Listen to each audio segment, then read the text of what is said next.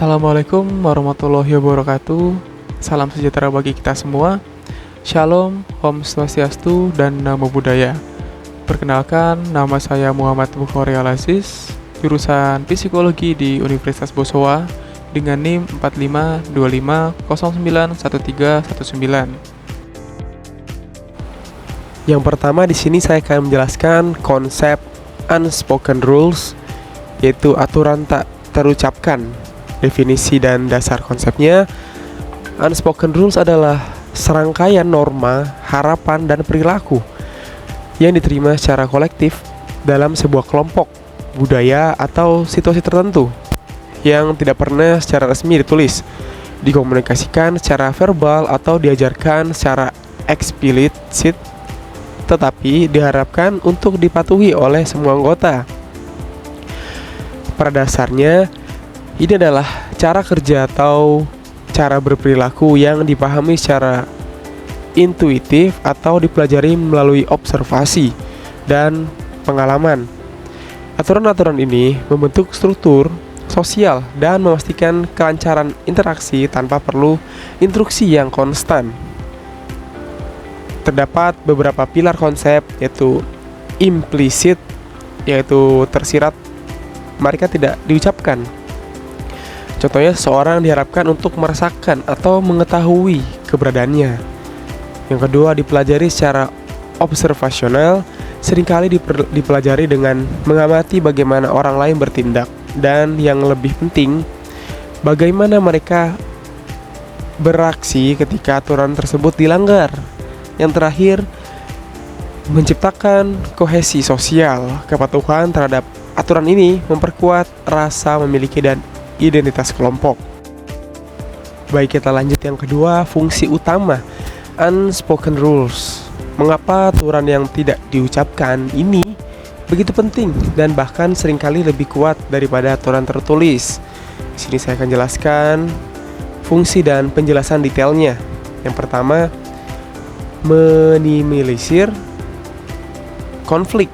Penjelasan detailnya, aturan ini berfungsi sebagai pelumah sosial. Mereka mengurangi gesekan dengan mengatur alokasi sumber daya, yaitu ruang, waktu, perhatian, dan ekspektasi perilaku tanpa perlu konfrontasi langsung.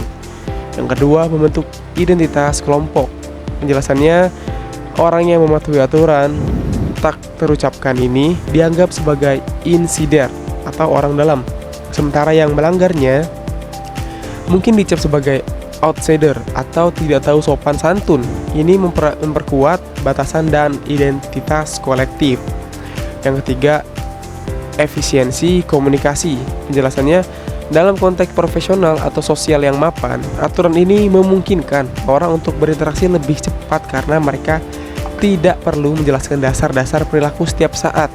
Dan fungsi yang terakhir, kontrol sosial. Aturan ini menegakkan hierarki dari struktur kekuasaan. Seringkali aturan tak terucapkan berfungsi untuk melindungi status dan hak prerogatif mereka yang berada di puncak hierarki. Oke, kita lanjut yang ketiga, konsekuensi pelanggaran. Pelanggaran terhadap aturan tertulis, misalnya melanggar undang-undang, biasanya berujung pada sanksi formal atau denda pemecatan.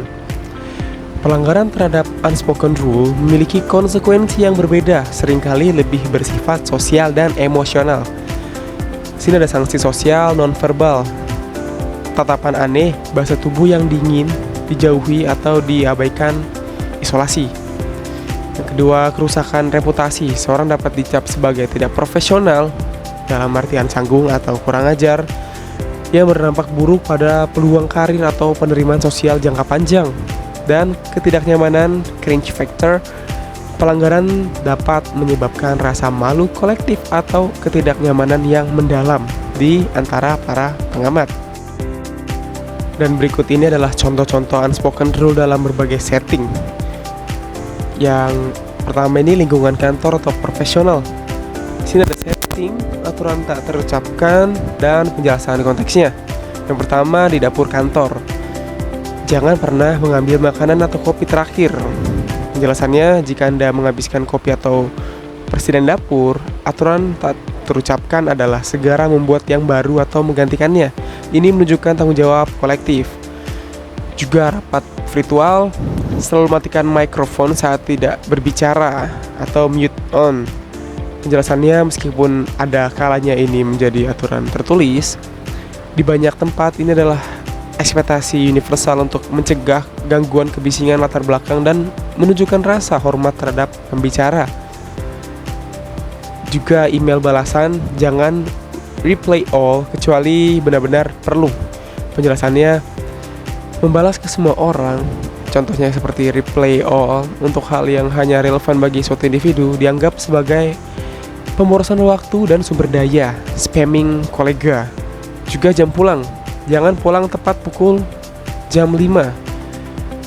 Penjelasannya, di beberapa budaya kerja, pulang tepat pada waktunya meskipun sudah menyelesaikan pekerjaan dapat dianggap sebagai kurangnya dedikasi atau semangat. Orang cenderung menunggu 10-15 menit setelah jam kerja selesai. Contoh yang kedua di sini ada transportasi publik dan ruang publik. Contohnya seperti eskalator, berdiri di kanan, berjalan di kiri.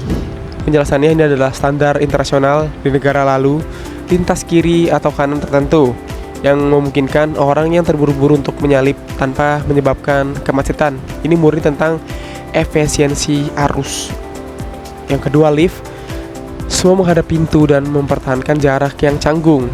Penjelasannya, menghadap ke pintu adalah cara untuk menghindari kontak mata yang tidak perlu. Aturan tak terucapkan ini di sini adalah mengakui keberbedaan orang lain, tapi berpura-pura Anda tidak memperhatikannya, disebut civil inattention. Yang ketiga, toilet umum. Lewati urinal atau bilik atau pintu. Jika ada 3 urinal atau bilik dan yang di pinggir kosong, aturan tak terucapkan adalah menggunakan yang di pinggir untuk memberikan ruang, juga penyangga, buffer space demi kenyamanan dan privasi satu sama lain. Yang keempat, bioskop atau teater. Tidak menggunakan ponsel atau membicarakan film. Meskipun ini mungkin dicantumkan intensitas sanksi sosial tanpa tatapan tajam atau desahan jauh lebih kuat daripada peringatan tertulis. Dan konteks yang terakhir ini konteks yang ketiga, sosial dan budaya umum. Pemberian hadiah, tidak langsung menanyakan harga. Penjelasannya kenapa? Di banyak budaya langsung menanyakan harga hadiah dianggap tidak sopan atau merusak nilai sentimental atau kemurahan hati. Terus juga ada di percakapan, tidak menggunakan kata yang sama persis dengan orang lain. Penjelasannya, jika seseorang sudah menggunakan istilah atau frasa unik untuk menggambarkan sesuatu atau dia cerita, mengulanginya segera setelah itu, terutama saat mencoba menyampaikan poin Anda sendiri, dapat dianggap sebagai kurangnya orisinilitas atau mencuri ide. Yang ketiga, mengunjungi rumah. Selalu tawarkan bantuan untuk membersihkan meja setelah makan atau cuci piring.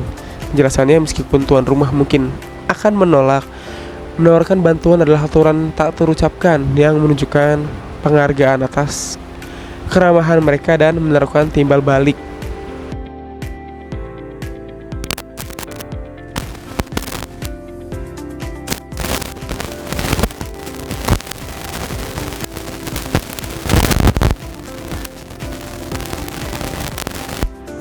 Mereka adalah peta budaya dan sosial kita. Intinya, memahami aturan tak terucapkan ini bukan hanya tentang bersikap sopan, tetapi tentang menguasai lingkungan Anda dan profesional maupun sosial.